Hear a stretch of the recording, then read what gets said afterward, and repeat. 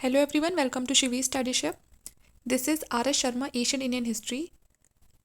Today we will talk about the chapter number 7, Human Evolution, the Old Stone Age. ये जो book है आपकी है, ये आर एस शर्मा की ओल्ड एनसीईआरटी है और ये ऑक्सफोर्ड की पब्लिकेशन है। तो चलिए अपने चैप्टर को स्टार्ट करते हैं। आज हम पढ़ने वाले हैं ह्यूमन एवोल्यूशन। जो ह्यूमन का जो एवोल्यूशन है वो किस तरह से हुआ, ठीक है। तो ये हमारा स्टार्ट होगा द ओल्ड स्टोन एज से। इससे पहले ऑलरेडी मैं 6 चैप्टर कवर कर चुकी हूँ। अगर आपने नहीं देखे हैं तो आप नीचे प्लेलिस्ट में जाके उन चैप्टर्स को देख सकते हैं। The earth is over 4600 million years old, ठीक है। तो हम सबको पता है कि जो हमारी अर्थ है वो इतनी पुरानी है। The evolution of its crust show 4 stages. जो एवोल्यूशन हुआ है अर्थ का या इसकी जो क्रस्ट, हम सबको पता है जो अर्थ है उसमें जो क्रस्ट होती है उसकी, उसमें आपको 4 स्टेजेस दिखाई देंगी। The fourth stage is called the quaternary, ठीक है। It is divided into 2 epochs called pleistocene, जिसे आइस एज कहते हैं, और दूसरा है होलोसीन, जिसे पोस्ट आइस एज कहते हैं। ये आपकी पहले हो गई और फिर उसके बाद का जो टाइम था पोस्ट आइस एज का, ये उसके बाद वाला टाइम है। The first epoch lasted from 2 million BC to 12,000 BC। तो जो पहला पूरा जो आइस एज का जो टाइम है वो आपका 2 मिलियन BC से 12,000 BC तक का है। उसके बाद फिर स्टार्ट होता है आपका 12,000 BC से, और ये अब तक हम इसको कंटिन्यू मानते हैं। उसके बाद देखिए, to life began on the earth around 3,500 million ago. अगर हम बात करेंगे तो मैंने आपको बता दिया कि जो अर्थ है उसका एवोल्यूशन कैसे हुआ, धीरे धीरे कैसे उसकी जो पूरी फॉर्मेशन है वो हुई है। लेकिन अगर हम बात करते हैं कि लाइफ की शुरुआत कैसे हुई अर्थ पे, जो पहली लाइफ थी वो अर्थ पर कब एग्जिस्ट करी, तो वो करेगी आपकी 3,500 मिलियन ईयर्स एगो, ठीक है। इतने टाइम पहले से जो लाइफ थी अर्थ पर उसकी बिगनिंग हुई थी। It was confined to plants and animal for many millennia and human appeared on the earth in pre pleistocene and the early pleistocene time, okay. तो यहाँ पर जो अर्थ जो अपीयर हुआ अर्थ पर, ठीक है, वो आपका ये जो प्री पेलिस्टोसाइन जो पीरियड है, मतलब ये जो आइस एज वाला जो पीरियड है, फिर ये होलोसीन वाला जो आपका पीरियड है, इसमें जो ह्यूमन है उसको पहली बार देखा गया। उससे पहले जो प्लांट्स थे और एनिमल्स थे वहीं तक ही कन्फाइंड था, कोई ह्यूमन नहीं था। हम सबको पता है जो पहले जो ह्यूमन था वो बिल्कुल एनिमल की तरह ही दिखता था, उससे ही धीरे धीरे इवोल्यूशन होकर जो ह्यूमन है, पूरे जो हम हैं वो बनते हैं। तो लेकिन उसके अंदर बहुत सारे चेंजेस आते हैं। अर्ली पेलिस्टोसीन टाइम, तो ये मैंने आपको बता दिया। Several types of human called hominoid live in southern and eastern Africa about 6 million year ago, ठीक है। तो बहुत तरह के उस समय अलग अलग ह्यूमन्स थे जिनमें इवोल्यूशन हो रहे थे धीरे धीरे, उनको बोलते थे ह्यूमनॉइड्स। और उसमें से कुछ आपको साउदर्न और ईस्टर्न अफ्रीका में मिलेंगे, और ये भी है 6 मिलियन ईयर्स एगो पुरानी ये बात है। उस समय आपको जो ह्यूमन है वो दिखाई देंगे जिन्हें हम ह्यूमनॉइड्स बोलते थे। ये पूरी तरह से ह्यूमन नहीं थे। The earliest human were not very different from the apps which first develop 30 million years ago. तो यहाँ पर जो शुरुआत में जो पहला जो सबसे पुराना जो ह्यूमन था वो काफ़ी हद तक जो एप्स थे उन्हीं तरह लगते थे, जो जैसे आपके मॉन्की होते हैं ना वैसे दिखते थे। और ये जो पहला जो इस तरह का जो ह्यूमन था जो बिल्कुल जो बंदर है उनके जैसे लगते हैं, ये 30 मिलियन ईयर्स एगो डेवलप हो चुके थे। The birth of this creature called australopithecus, ठीक है। तो ये जो पहली जो डेवलपमेंट थी इसको कहा गया था australopithecus and was the most momentous step in the evolution of the human line. और इसीलिए इसको बहुत ही मोमेंटस स्टेप कहा गया है अगर हम ह्यूमन की एवोल्यूशन को देखते हैं तो। This creature was bipedal and port bellied. तो देखिए जो इस तरह के क्रिएचर थे जो आपको अब देखने के लिए मिलेंगे, ये कैसे आए। एक तो ना ये अपने 2 पैरों पे चलते थे। इससे पहले जो ह्यूमन थे वो अभी तक वैसे ही चलते थे जैसे कि जानवर चलते हैं चारों पर। और साथ में पोर्ट बेलीड मतलब ये होता है कि जो उनका एब्डोमन का जो नीचे वाला पार्ट होता है वो बहुत ज़्यादा लटका हुआ होता था, ठीक है। मतलब जो उनका पेट वगैरह बहुत बड़ा होता था with a very small brain case, ठीक है। The Australopithecus was marked by some element found in other living beings called homos और human being। तो मतलब कुछ पार्ट अब उनमें ऐसा डेवलप हो रहा था जैसे कि आजकल जो ह्यूमंस में होता है, ठीक है। तो कुछ कुछ जो चेंजेस थे वो आने शुरू हो गए थे, मतलब हम कहेंगे तो एक स्टेप आगे बढ़ने लगे थे जो आज हम ह्यूमन बींग हैं उसकी तरफ। Human form part of the humanoid line of evolution.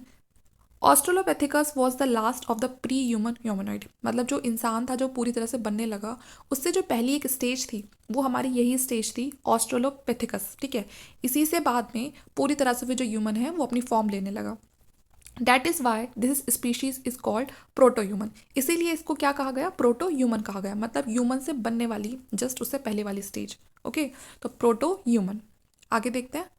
The first important होमो और human was the Homo habilis. तो जो पहला इंपॉर्टेंट जो होमो या आप ह्यूमन कह दो वो था हमारा होमो हैबिलिस, ठीक है। और ये आपको कहाँ मिला सबसे पहले? ईस्टर्न और साउदर्न अफ्रीका में। टाइम है इसका आपका 2 से लेके 1.5 मिलियन ईयर्स एगो। तो इतने पुराने समय में आपका जो पहला जो ह्यूमन है आपको वो दिखाई देगा, जिसको कहा गया था होमो हैबिलिस। अभी जो हम हैं, हम अपने आप को क्या साइंटिफिक नाम देते हैं? Homo sapiens. तो अभी जो हम होमो सैपियंस है, इन थोड़ी ये जो होमो हैबिलिस है इनसे थोड़े अलग थे। होमो हैबिलिस मीन्स अ हैंडी और अ स्किलफुल मैन। ओके, तो ये इसका मतलब बता रखा है कि वो हैंडी और जो स्किलफुल मैन होता है उसको होमो हैबिलिस कहते थे। The first real human broke stone into pieces and sharpen the latter to use as a tool. तो ये पहले ही ऐसे थे जिन्होंने क्या करना शुरू करा? स्टोन को तोड़ के उसके पीसेस बनाए और बाद में उनको शार्प करके एज अ टूल यूज किया। Fractured pieces of stone have been found in the same places as the bone of the Homo habilis. अब साइंटिस्ट को ये बातें पता कैसे चलेगी कि ये काम होमो हैबिलिस नहीं किया? क्योंकि जो होमो हैबिलिस की जो हमें बोन्स मिलती हैं उस समय के जो ह्यूमन थे उनकी जब डेथ हो गई होगी तो उनकी जो बोन्स हैं उनकी बोन्स के आसपास ही हमें इस तरह के जो फ्रैक्चर्ड पीसीज है स्टोन के वो मिलते हैं। तो हम आइडिया लगा सकते हैं कि उन्होंने इस काम को करना शुरू कर दिया था कि स्टोन को तोड़ के और उनके टूल्स बनाने शुरू कर दिए थे। Okay, This creature has a lightly built brain case which measured 500-700 cubic centimeter. और सेकेंड इंपॉर्टेंट स्टेप ये है उनका कि saw the appearance of a Homo erectus to 1.8 to 1.6 million years ago. अब पहले तो ये लोग थोड़े झुक के चलते थे, अब धीरे धीरे इनकी जो बॉडी है वो स्ट्रेट होने लगी, एक अपराइट मैन आने लग गया, मतलब पूरी तरह जो सीधे खड़े होकर चले। ओके, तो ये होमो इरेक्टस मीन इरेक्ट और the upright man. Its skull was strongly built and brain case measuring 800-1200 cubic centimetre. ठीक है, तो जो उनका ब्रेन केस है अब उसका भी जो क्यूबिक सेंटीमीटर था वो बढ़ने लगा था और जो स्कल था वो काफ़ी ज़्यादा स्ट्रांग होती थी। New types of stone tool have been found with Homo erectus. अब जो होमो हैबिलस के बाद जो होमो इरेक्टस आते हैं, होमो इरेक्टस उनको क्यों कहा गया है? क्योंकि पहले जो वो झुककर चलते थे थोड़ा, अब वो सीधे चलने लगे हैं, तो इसलिए उनका नाम चेंज कर दिया, अब होमो इरेक्टस कर दिया। तो इनके पास हमें कुछ और टाइप्स के जो स्टोन टूल हैं वो मिलते हैं, जिसमें हमारा हैंड एक्स आता है, जिससे हम सबसे ज़्यादा मोस्ट डिस्ट्रिक्टिव है उसको कंसिडर करते हैं। और ऐसा बिलीव किया गया है कि जो होमो इरेक्टस थे उन्होंने ही जो हमारा आग है, जो फायर है, ठीक है, उसकी डिस्कवरी की है और वो उसको कोल्ड क्लाइमेट में अपने साथ रखते भी थे और अपने आप को प्रोटेक्ट करने के लिए वाइल्ड एनिमल से उस फायर का यूज़ करते थे। Okay, in contrast to the Homo habilis and Homo erectus travel long distances. तो ऐसा माना गया है कि जो होमो हैबिलिस थे, जो होमो इरेक्टस थे, जो अभी केवल सिर्फ ईस्टर्न और साउदर्न अफ्रीकन तक ही, साउदर्न जो अफ्रीका है वहीं तक ही जो कन्फाइंड थे, अब वो आगे चल के दूसरे लॉन्ग डिस्टेंसेस भी कवर करने लगे। And they remain have been found not only in Africa but also in China, South Asian, South East Asia. क्योंकि इनके होने के जो एग्जिस्टेंस है वो हमें ना केवल सिर्फ अफ्रीका में मिलते हैं बल्कि चाइना, जो हमारा साउथ एशिया है, साउथ ईस्ट एशिया है, वहाँ तक भी मिलते हैं। Third step mark the emergence of Homo sapiens which means wise man. Okay, अब धीरे धीरे जो होमो हैबिलिस था वो होमो इरेक्टस बना और अब थर्ड स्टेज आई है होमो सैपियंस की। यहाँ पर अब वो पूरी तरह से एक वाइज मैन बन चुका है, जैसे कि जो हम हैं। Our own species evolve from the Homo sapiens. हमारे जो खुद हम जो इंसान है वो हम कहाँ से इवॉल्व हुए हैं? होमो सैपियंस से ही इवॉल्व हुए हैं। It resemble the Netherland man found in the western Germany around 2,30,000 और 30,000 ईयर्स एगो। ठीक है, तो ये टाइम बताया है कि इस समय से पहले, इतने साल पहले ये जो होमो सैपियन है ये रिजेंबल हुए। इनकी जो बॉडी थी शॉर्ट बॉडी थी, ठीक है, very narrow forehead, but it brain case measured 1200 and 800 cubic metre. जो ब्रेन केस था वो बढ़ चुका था। The race probably evolve in Europe. तो जो ये आपकी रेस है होमो सैपियन की, ये बेसिकली जो आपकी ज़्यादा जो इवॉल्व हुई है वो आपकी यूरोप वाले एरिया में हुई है। ठीक है, Neanderthal remain also has been found in the Near East and elsewhere in the Old World. Okay, the full-fledged modern man called Homo sapiens is traceable to about 1,15,000 years ago in South Africa. अगर बात करें कि southern Africa में कब मिलते हैं ये, तो ये मिलते हैं हमें 1,15,000 ईयर्स एगो से पहले हमें ये होमो सैपियंस मिलते हैं। ठीक है, और ये लास्ट स्टोन एज थी, इसीलिए इसे अपर पैलोलिथिक एज भी बोलते हैं। तो अगर कोई पूछता है कि साउथ अफ्रीका में ये कब मिले, तो जब अपर पैलोलिथिक वाला जो टाइम था तब अफ्रीका में जो होमो सैपियंस थे वो इवॉल्व हो चुके थे। Compare to other humanoid species it has a large forehead and thinner bones. दूसरे स्पीशीज से कंपेयर करें तो इनका जो फॉरहेड था वो भी बड़ा होता था, जो बोन्स थी वो थिनर हो चुकी थी। जो मॉडर्न मैन है originally made diverse stone tools for different function but is not clear weather he was anatomically equipped to speak. Till recent time, it was thought that language oriented around 35,000 years BC, but now this date has been pushed back to 50,000 BC. अब यहाँ पर कहा गया है कि वो उनके पास tools तो हमें बहुत सारे मिले हैं, डाइवर्स स्टोन टूल उन्होंने यूज़ करना शुरू कर दिया था अलग अलग डिफरेंट फंक्शन के लिए, लेकिन इस बात को हम पूरी तरह से क्लियरली नहीं कह सकते हैं कि शायद उनको बोलना आता था या नहीं आता था, है ना। तो अगर हम कुछ टाइम पहले की स्टडी देखिए तो वो कहते हैं कि जो लैंग्वेज का जो ओरिजिन है वो आज से 35,000 BC पहले आया था, लेकिन अभी कुछ फिर से डेट में चेंजेस आया है और इसको क्या कर दिया है 50,000 BC ईयर से को कर दिया कि शायद 50,000 जो BC थी उस समय लोगों के पास जो लैंग्वेज थी उसका ओरिजिन कर लिया गया था। होमो sapiens had a large rounded brain case of about 1200 and 2000 cubic centimeter in volume। वही वो आपको बता रहे हैं किस तरह धीरे धीरे इवॉल्व आ रहा था। And this enabled the modern human to function more effectively। ठीक है, और अब जो ह्यूमन था अब वो अपने जो काम है उसको बहुत ही अच्छे से कर पा रहा था और धीरे धीरे जो इन्वायरमेंट है वो भी मॉडिफाई हो रहा था। अब जो आइस एज है वो भी तो घटती जा रही है। ठीक है, early man in India, Only a few fossils relating to human evolution have been discovered in the subcontinent। तो ज़्यादा उस समय के में इतने भी ज़्यादा फॉसिल नहीं मिलते हैं। Nonetheless, some of the earliest skull fossil have been found in Shivalik hills covering India and Pakistan. तो कुछ हमें इंडिया और पाकिस्तान में भी शिवालिक हिल्स हैं, वहाँ पर भी हमें उस समय के कुछ बहुत पुराने जो स्कल जो फॉसिल्स हैं वो मिलते हैं। और जो ये स्कल्स हैं हमें ये जो पॉटवार प्लेट्यू है वहाँ पर भी मिलते हैं, ये आपका पंजाब प्रोविंस है जो पाकिस्तान की वहाँ पर मिलेगा, और विच डेवलप ऑन सैंडस्टोन। ठीक है, these skulls are called ramapithecus और sivapithecus and they seem to possess some unique features through they represent apes. लेकिन यहाँ पर हमें जिस तरह के जो स्कल मिले हैं उससे हमें ऐसा लगता है कि उनमें जो फीचर्स है ना वो जैसे एक एप्स होते हैं, ठीक है ना, जो थोड़ा एक बंदर वाले जो फीचर्स होते हैं वो उनसे ज़्यादा मिलते हैं जो स्कल हमें यहाँ पर मिले हैं पंजाब में, पाकिस्तान में, इंडिया में जो मिले हैं शिवालिक हिल्स के आसपास। तो वो अभी भी किसको रिप्रेजेंट कर रहे हैं, उसके जो फीचर्स है रिप्रेजेंट एप्स। ठीक है, okay. Ramapithecus was the female, but both belong to the same group. A representative of this group found in Greece is dated around 10 million year ago। ठीक है, तो जो रामापिथिकस जो हमें वो जो स्कल मिला है वो बताया गया है कि वो किससे बिलोंग करता है, वो एक फीमेल से बिलोंग करता है। This may be ground for dating Ramapithecus and the Shivapithecus, but these skulls are considered 2.2 million years old। और ये जो स्कल है इनका जब इनको जो वो होते हैं साइंटिस्ट होते हैं उन्होंने बताया है कि कितने पुराने 2.2 मिलियन ईयर्स ओल्ड हैं ये। In any case there is nothing to show that these species spread in other part of the subcontinent। It seems that further evolution from the Shivalik category of humanoid came to dead end in the subcontinent and these species become extinct। तो अब देखिए आगे इस तरह के जो और जो स्कल हैं वो हमें नहीं दिखाई देते हैं पूरे सबकॉन्टिनेंट पे, तो इसलिए ऐसा माना जाता है कि शायद जब ये यहाँ पर थे इनका उसी समय कुछ टाइम बाद ही वो ये पूरी तरह से ख़त्म हो गए। मतलब ऐसा नहीं कहेंगे कि हम उनसे कि उनकी और आगे की जो जनरेशन है वो आई या उनका कुछ और एवोल्यूशन हुआ, नहीं, बल्कि ये मान लिया गया है कि शायद उनकी जो है उनकी वो डेथ हो गई हो या वो किसी तरह वजह से जिंदा ना रह पाए हो और वो जो स्पीशीज थी वो वहीं की वहीं एक्सटेंट हो गई। Okay. Nevertheless, an almost complete humanoid skull was discovered in 1982 in the Middle Valley of the Narmada at the Hatnora in MP। पूरी तरह से जो एक कंप्लीट ह्यूमनॉइड स्कल था वो हमें पहली बार मिलता है 1982 में middle valley of Narmada at Hathnora in MP। ठीक है, जो हमारा इंडियन सब कॉन्टिनेंट है उस पर हमें 1982 में मिलता है जिसे हम पूरी तरह से कंप्लीट ह्यूमनॉइड स्कल बोल सकते हैं, और ये नर्मदा नदी जो किनारे है उसके हथनोरा मध्य प्रदेश में मिलता है। ये जो फॉसिल स्कल है ये होमो इरेक्टस, ठीक है, जो होमो इरेक्टस है जो अपराइट ह्यूमन था उसका था, और but is now anatomically recognised as the Homo sapien. लेकिन बाद में जो उसका एनाटॉमी है उसको देख के ये कहा गया कि ये होमो सैपियंस है। ठीक है, इसको होमो सैपियंस बताया गया। So far the remains of Homo sapiens have not been found elsewhere in the subcontinent। However, the remains of the full-fledged modern man called Homo sapiens sapiens have been reported from the Sri Lanka। अब यहाँ पर भी दूसरा कोई और ऐसा नहीं मिला। अब फिर आगे चल के कहाँ मिलता है, श्रीलंका में मिलता है। Okay, and the find place is called Fahien and the fossil found near by are 34,000 years old and they represent the hunting and the foraging life which is attributed to the late Palestine and the Holo-Holocene period in Sri Lanka। तो बाद में जो श्रीलंका है वहाँ पर भी इस तरह के जो मॉडर्न मैन के जो फुल फ्लैश जो रिमेन थे वो मिलते हैं, और जिस जगह से मिले हैं उस जगह का नाम था फाहियान। ओके, तो यहाँ पर मिलते हैं और ये फॉसिल बताए जाते हैं कि कम से कम ये 34,000 years ओल्ड पुराने हैं।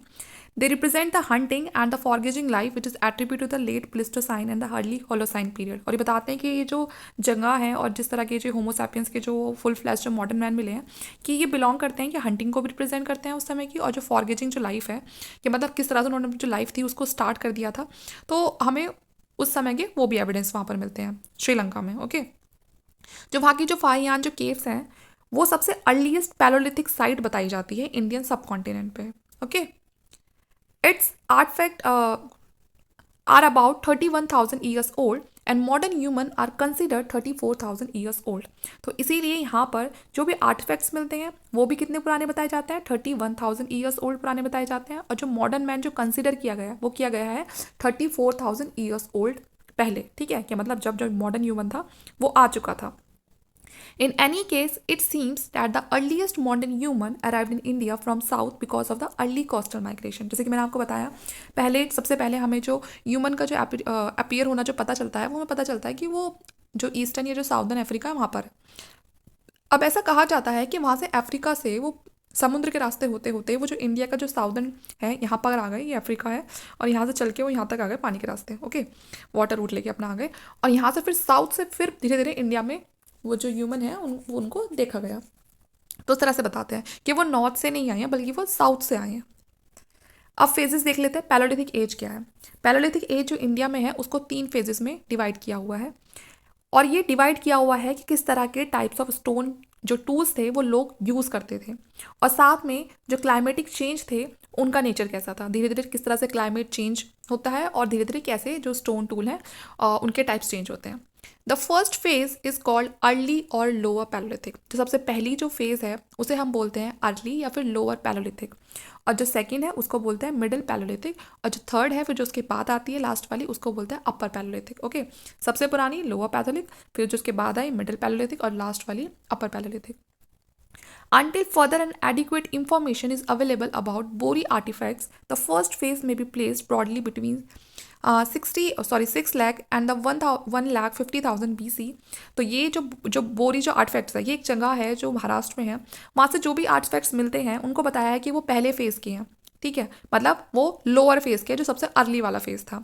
उसके बाद फिर जो सेकंड फेज़ में आते हैं वो हमारे नाम बता दिया आपको वो मिडिल पैलोलिथिक वाले, और थर्ड वाले का टाइम दिया हुआ है आपको 35,000 से लेकर 10,000 BC वाला, वो हमारा कौन सा टाइम था, अपर पैलोलिथिक वाला टाइम था। तो जो बोरी में जो हमें जितने भी जो महाराष्ट्र में जो जगह है वहाँ से हमें जो आर्टिफैक्ट्स मिले हैं उनको हमने 3 ऐसे टाइम के हिसाब से उनको 3 कैटेगरी में डिवाइड कर दिया है कि ये अर्ली पैलोलिथिक के हैं, ये मिडिल के हैं, और ये पोस्ट के हैं। ओके, अब उसके बाद बात करते हैं लोअर पैलोलिथिक और द अर्ली स्टोन एज। सबसे ज़्यादा जो स्टोन एज जो थी जिसने सबसे ज़्यादा आइस एज को कवर करा वो हमारा लोअर पैलोलिथिक और अर्ली ओल्ड स्टोन एज ही थी। Early stone age may be have begun in Africa around 2 million years ago, but in India it is not older than 6 lakh year. ठीक है, अब यहाँ पर देखिए जो अफ्रीका है, अफ्रीका में ये 2 मिलियन ईयर्स पहले ही जो अर्ली जो ओल्ड स्टोन एज है वो शुरू हो गई थी, लेकिन इंडिया में शुरू नहीं हुई थी। इंडिया में कब शुरू हुई है, वो 6 लाख जो ईयर है उससे पहले शुरू हुई है। This date is given to Bori in Maharashtra. और ये जो इंडिया का जो ये टाइमिंग है, ये जो बोरी में जितने भी आपको जो भी आर्टिफैक्ट्स मिलते हैं उनको देख के इस टाइम को रखा गया है कि क्योंकि तभी के मिलते हैं, वो जो चीज़ें हैं वो इतनी पुरानी है। This site is consider to be the earliest lower palaeolithic site. इसीलिए इस साइट को क्या कहा गया है, अर्लीस्ट लोअर पैलोलिथिक साइट कहा गया है। यहाँ पे जो लोग थे वो हैंड एक्सिस का यूज़ करते थे, जो क्लेवर्स है उनका यूज़ करते थे, चॉपर्स का यूज़ करने लगे थे। जो एक्सिस है वो भी आपको इंडिया में मिलती हैं। ठीक है, और वो काफ़ी हद तक ना ज़्यादा ना कम वो जो सिमिलर होती हैं, जैसे कि वेस्ट एंड एशिया में, यूरोप में और अफ्रीका में यूज़ होती थी। Stone tool were largely for chopping, digging and scanning. तो जो टूल्स थे वो देखिए सब चीज़ों के लिए अपने अलग अलग जो टूल्स थे वो आ चुके थे। Early old stone site have been found in the valley of river Son and Sohan in Punjab. तो आपकी जो भी अर्ली स्टोन एज जो साइट्स हैं वो आपको यहाँ पर मिलती है, सोन रिवर के आसपास पंजाब पाकिस्तान में, और कुछ साइट आपको कश्मीर में भी मिलती है, थार डेजर्ट वगैरह के आसपास। Lower Palaeolithic tools have also been found in the Belan valley in UP and desert area of Didwana in Rajasthan. तो आपका यूपी में मिलती हैं कुछ लोअर पैलोलिथिक जो टूल्स हैं, और वो आपको राजस्थान में भी मिलते हैं। जो दिनवाना है yielded not only lower Palaeolithic stone tool but also those of the middle और द अपर पैलोलिथिक एजेस। यहाँ पर जो दिनवाना है राजस्थान में, यहाँ केवल सिर्फ आपको लोअर जो पैलोलिथिक स्टोन टूल्स है वही नहीं मिलेंगे, बल्कि उसके बाद में भी मिडिल के भी और अपर के भी दोनों आपको मिलेंगे। उसके बाद है चिरकी निवासा। ठीक है, ये भी आपका महाराष्ट्र में ही है और यहाँ पर भी आपको कम से कम 2000 टूल्स मिलते हैं और ये अलग अलग पार्ट में मिलते हैं महाराष्ट्र के, ज़्यादातर आपको साउथ में मिलेंगे। आंध्र प्रदेश की बात करें तो जो नागार्जुना कोंडा है वहाँ पर आपको बहुत ही ये इंपॉर्टेंट साइट मिलेगी, कुछ केव्स मिलती है, रॉक शेल्टर मिलते हैं भीमबेटका के, जो कि भोपाल में है। ठीक है, मध्य प्रदेश में मिल जाएंगे आपको। ये सब रिप्रेजेंट करते हैं हमारे लोअर पैलोलिथिक जो एज है उसके फीचर्स को। Rock shelter may be served as the seasonal camp for human being. Hand axes have been found in deposit of the time of the second Himalayan interglaciation when the climate becomes less humid. ठीक है, अब धीरे धीरे जैसे जैसे समय बदल रहा था, जो हमारा क्लाइमेट था वो भी आइस एज से अब वो धीरे धीरे क्या बढ़ रहा था, वो नॉर्मल होता जा रहा था। The people of the lower stone age seems to principally have been food gatherers. जो लोग थे लोअर स्टोन एज के, अब उन्होंने क्या शुरू कर दिया, फूड गैदरिंग शुरू कर दी थी, खाने को इकट्ठा करना शुरू कर। वो कुछ लोग इकट्ठा होकर खाने को जोड़ते थे, ठीक है, जिससे कि वो उसको यूज़ कर सके अपने आगे तक के लिए भी। They took to small game hunting and lived on the fish and the bird. ठीक है, वो अपनी फिशिंग वगैरह करते थे और जो बर्ड्स वगैरह है ना, उनकी जो हंटिंग वगैरह वो किया करते थे। अर्ली और lower stone age in India में भी associated with the people of the Homo sapien group. जो भी अर्ली और जो लोअर स्टोन एज है उसमें जो ज़्यादातर जो लोग एसोसिएट हैं वो हमारे होमोसैपियंस ग्रुप के ही हैं। ओके, अब बात करते हैं मिडिल पैलोलिथिक। यहाँ पर अब धीरे धीरे क्या होने लगा, जो फ्लेक्स हैं, जो टूल्स हैं, उनमें और चेंजेस आने लगे। Small pieces of stone which have been found in different parts of India which regional variation. अभी तक सबसे पहले जो टूल्स थे वो बहुत ही बड़े बड़े होते थे, कोई शार्प नहीं होते थे, लेकिन अब धीरे धीरे जो मिडिल पैलोलिथिक जो एज आती है उसमें जो टूल्स है वो साइज भी छोटा हो जाता है और काफ़ी ज़्यादा शार्प हो जाते हैं, जैसे कि ब्लेड्स, पॉइंट, बोरर्स, स्क्रैपर्स, इस तरह के टूल्स आ जाते हैं। जो जोग्राफिकल हॉरिजन है मिडिल पैलोलिथिक साइड का, ठीक है, consigned roughly with that of the lower Paleolithic side, and the artifacts of this age are found at several places on the river Narmada and also the several places of the Tugabhadra river. तो यहाँ पर आपको नर्मदा जो river है उसके आसपास भी काफ़ी सारे जो सेवरल पीसीज ऑफ जो आर्टिफैक्ट्स है वो दिखाई देंगे मिडिल पैलोलिथिक इंडस्ट्रीज़ के, और साथ में जो तुगभद्रा रिवर है वहाँ पर भी, तो ये साउथ में ही है। बेलन valley UP which lies at the foot hills of the Vindhyas is rich in stone tools. तो जो बेलन वैली है आपकी यूपी में, वहाँ पर भी आपको बहुत सारे जो स्टोन टूल्स है वो दिखाई देंगे, और साथ में उन टूल्स से जो हंटिंग की गई है कैटल की और डियर की, उनके एनिमल फॉसिल्स भी आपको वहाँ पर मिले हैं। In the upper palaeolithic phase we find 566 site India. हमने अपर पैलोलिथिक फेज की यहाँ पर 566 साइट्स मिली है हमें इंडिया में, and this may be due to the general presence of the grassland dotted with few trees. Okay, and the climate was less humid, coinciding with the last phase of the ice age when the climate become comparatively warm. अब जो आपका climate है कहाँ, तो वो ice age में था, वो धीरे धीरे वो क्या होता जा रहा है, वो warm होता जा रहा है। It marks the appearance of new flint industries, man of the modern type. In India, we noticed that the use of blade burin, which have been found in Andhra Pradesh, Karnataka, Maharashtra, Central, इन सभी areas में आपको ये जिस सारे जितने भी जो ये टूल्स हैं ये यूज़ में दिखेंगे, और इनके वहाँ पर होने के जो एग्जिस्टेंस है वो भी मिले हैं, कुछ टूल्स भी मिले हैं हमें। Caves and rock shelter for use by human in being in the upper Paleolithic phase have been discovered at Bhimbetka. Okay, तो हमें कुछ जो साइट्स हैं, जो केव्स हैं, हम सबको पता है जो भीमबेटका की जो गुफाएं हैं वो कितनी फेमस है, तो वो भी हमें मिलती है मध्य प्रदेश में।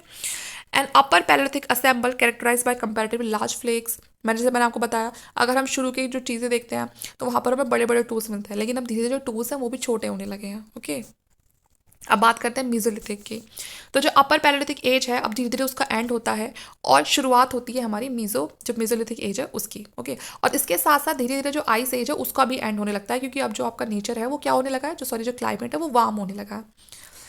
Succession of ice age coincided with the Paleolithic age in the world context। तो ये उसका बता रखा है कि कब तक चला, वो 12,000 BC मिलियन ईयर्स एगो तक जो आइस एज थी वो रही। उसके बाद धीरे धीरे फिर सब कुछ वार्म होने लगता है और रेन भी होने लगती है। क्लाइमेट चेंजेस होते हैं बहुत सारे, और इस वजह से जो फौना जो फ्लोरा है उसमें काफ़ी सारे चेंजेस आते हैं। हम सबको पता है जब मौसम थोड़ा वार्म होगा, बारिश होगी, तो हमारे जो पेड़ होते हैं वो जल्दी से पनप जाते हैं, और फिर आपको बताइए फिर उससे बहुत सारे जो इंसेक्ट वगैरह हैं वो भी डेवलप होते हैं। Human took advantage of adequate rainfall, dense vegetation हो गई, फॉरेस्ट होने लगे, बहुत सारे जो क्लाइमेट में चेंजेस है वो देखे गए। ठीक है, In 9000 BC began the intermediate stage in Stone Age culture which calls the Mesolithic age। अब ये 9000 BC से जो स्टार्ट हुआ, एक इंटरमीडिएट जो स्टेज थी वो स्टार्ट हुई, उस एज को कहा गया है मीजोलिथिक। क्योंकि अभी ना तो बहुत ज़्यादा हम ये कहेंगे वार्म हो चुका था, हम ये कहेंगे बहुत ज़्यादा जैसा था इस एज में वैसा नहीं, अब ये एक बीच वाला टाइम आ चुका था। एक ट्रांजिशनल फेस हम कह सकते हैं कि जिसमें बहुत सारे जो चेंजेस है वो हुए। ये एक ट्रांजिशनल फेस था किसके बीच का, पैलोलिथिक और नियोलिथिक। ठीक है, नियोलिथिक कहा जाता है न्यू स्टोन एज को, अब पैलोलिथिक किसको कहा जाता है? ओल्ड स्टेन, और जो ओल्ड स्टोन एज है उसको। अब ये बात कर रहे हैं मिडिल की, तो इसीलिए ये जो मेसोलिथिक है ये ट्रांजिशनल फेज था पैलोलिथिक का नियोलिथिक तक पहुंचने वाला, उसका जो बीच का फेज है। जो मेसोलिथिक जो पीपल थे वो ज़्यादातर हंटिंग पे, फिशिंग पे या फिर फूड गैदरिंग पे डिपेंड रहते थे, और बाद में फिर उन्होंने एनिमल्स को भी डोमेस्टिकेट करना शुरू करा। द फर्स्ट थ्री ऑक्यूपेशन हम सबको पता है वो पैलोलिथिक से पहले से ही चलते आ रहे थे। तो यहाँ पर जो नया क्या हुआ है कि उन्होंने एनिमल्स को डोमेस्टिकेट करना शुरू कर दिया। तो ये एक नई चीज़ देखने के लिए आई। एनिमल हस्बेंड्री स्टार्ट हो गई, जानवरों को पालना शुरू कर दिया उन्होंने। यहाँ पर जो मेसोलिथिक एज थी इसमें जो टूल्स थे उनको बोलते थे माइक्रोलिथिक, क्योंकि उनका जो साइज था वो बहुत छोटा हो चुका था, टिनी टूल्स हो चुके थे।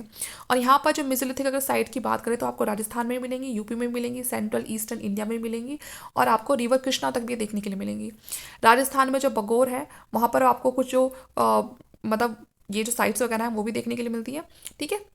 और it has a distinctive microlithic industry, it inhabitant subsidy on hunting and pastoralism. अब यहाँ पर दो चीज़ें हैं कि हंटिंग के साथ साथ जो पेस्टोलिज्म था, हम सबको पता है जो नोमैडिक्स होते हैं, जो चरवाहे होते हैं, उनको बोलते हैं पेस्टोलिज्म। तो ये पेस्टोलिज्म क्यों हुआ? क्योंकि उनके पास अब उनके जानवर रहने लगे, उन जानवरों को जिंदा रखने के लिए तो उन्हें चलाना पड़ेगा, तो इसलिए हंटिंग पेस्टोलिज्म ये अब उनके काम में शामिल हो गए। The site remained occupied for 5,000 years from the 5th millennium BC onward. Adamgarh in MP, Bagaur in Rajasthan provide the earliest evidence for the domestication of the animal in India, part of the subcontinent. अगर आपसे कोई पूछता है कि सबसे पहले भारत में वो एविडेंस कहाँ से मिलते हैं जहाँ से हमें ये पता चले कि एनिमल को डोमेस्टिकेट करना स्टार्ट कर दिया था, उनको पालना शुरू कर दिया था, तो ये सबसे पहले जो हमें एविडेंस है इनके होने के पता चलते हैं मध्य प्रदेश में आदमगढ़ से, ठीक है, और राजस्थान में बगोर जिले से। यहाँ पर हमें सबसे पहले अर्लीस्ट एविडेंस मिलते हैं कि जो जानवर हैं उनको पाला जाता था। This could be around 5000 BC। Cultivation of plant around 7000 and 6000 BC is suggested in Rajasthan from the study of deposit of Sambhar, the former salt lake, ठीक है। और जो कल्टीवेशन ऑफ प्लांट की है वो भी आपकी स्टार्ट हो गई थी 7000 से 6000 BC के बीच का जो टाइम था वहाँ से, क्योंकि हमें बहुत सारे जो सांबर जो फॉर्मर सॉल्ट लेक है राजस्थान में सबको पता है, वहाँ से हमें इसके भी कुछ डिपॉजिट्स मिलते हैं, ठीक है, जो कल्टीवेशन हुए प्लांट्स के उनके। Only a few find of mesolithic age have been scientifically dated. The mesolithic culture continue to important रफली फ्रॉम 9000 to 4000 BC। तो ये वो टाइम है जिस समय जो मेसोलिथिक कल्चर था वो बहुत ज़्यादा फैला फूला, ठीक है। और उसके बाद फिर धीरे धीरे आ जाता है हमारा Neolithic. Art in the old stone age, जो लोग थे पैलोलिथिक के, जो मेसोलिथिक के, उनको पेंटिंग करना भी आ गया था थोड़ा थोड़ा, क्योंकि कुछ जगह हमें जो भीमबेटका की जो गुफाएं वगैरह है वहाँ पर हमें कुछ पेंटिंग्स मिलती हैं। अब पेंटिंग वो वही चीज़ करते थे जो वो देखते थे, तो इससे हमें ये भी पता चलता है कि उस समय क्या चीज़ें थी और क्या नहीं थी, क्योंकि उन्होंने वही पेंट करा है। ये आपको जो भीमबेटका की जो गुफाएं हैं वो आपको 45 किलोमीटर साउथ ऑफ भोपाल में जो विंध्यास रेंज है वहाँ पर ये भीमबेटका की जो गुफाएं हैं वो आपको मिलेंगी, और वहाँ कम से कम 500 पेंटिंग रॉक शेल्टर है, ठीक है। और जो भीमबेटका रॉक पेंटिंग है बहुत ज़्यादा फेमस है, और ये अपर पैलोलिथिक से लेके आपको मीजो जो लिथिक एज है, ठीक है, उसका एक आपको व्यू दे देंगी पूरा कि किस तरह से वो लोग रहते थे और उन्होंने क्या देखा, और उस चीज़ को फिर उन्होंने वहाँ पर पेंट भी कर दिया, ठीक है। अब आगे देखते हैं, एक second. A substantial number of rock shelters are associated with the Mesolithic occupation. Many bird, animal, and human beings are painted. Obviously, most of the bird and animal figure in the painting were hunted. तो जैसे कि मैंने कहा वो जो देखते थे वही उन्होंने पेंट करा है। तो जिस तरह से वो हंटिंग करते थे, जिस तरह की उन्होंने बर्ड्स देखी, एनिमल्स देखी, तो उन सबको बहुत ही अच्छे से उनको पिक्चराइज किया हुआ है वहाँ पर, मतलब पेंटिंग के थ्रू उसको उन्होंने पिक्चर वगैरह बनाई हुई है। तो उससे हमें काफ़ी हद तक आइडिया लग जाती थी उस समय की जो लोगों की जो ज़िंदगी थी वो कैसी थी, उनकी जो लाइफ थी वो कैसी थी।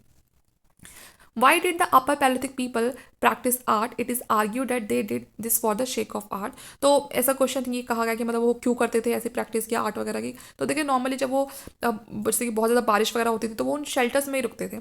अब वो उस खाली टाइम में क्या करेंगे, वो ज़्यादातर उन दीवारों वगैरह पे ये सब पेंटिंग वगैरह कर दिया करते थे। तो इसके पीछे कोई इनकी बहुत बड़ी ऐसी इंटेंशन नहीं थी।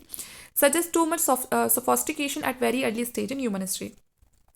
It is also said that they took to art rituals to overcome social conflict. कुछ ये भी कहते हैं कि ये जो आर्ट और जो वो कुछ उनके रीति रिवाज होते होंगे कुछ सोशल कॉन्फ्लिक्ट से ऊपर ओवरकम करने के लिए शायद वो इस तरह की पेंटिंग बनाते हों, ठीक है।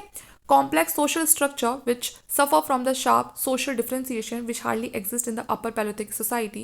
In all probability, people depicted various wild animals to ensure control over them, for the hunting was their principal source of livelihood.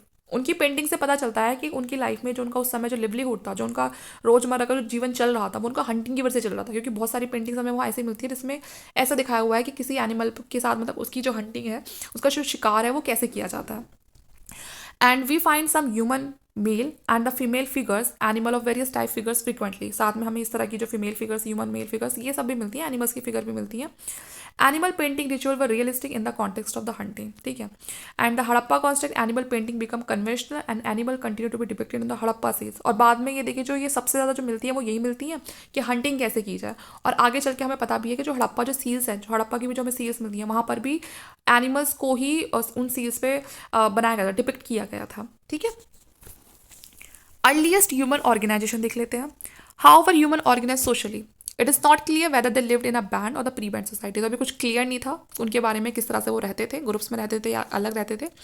Bands were form for hunting. हो सकता है कि जो इकट्ठा होते थे वो हंटिंग करने के लिए इकट्ठा होते थे, क्योंकि जो एनिमल्स थे एक इंसान की बस की बात नहीं होती किसी बड़े एनिमल की को हंटिंग करना, तो उस समय वो शायद बैंड बना लेते होंगे अपना।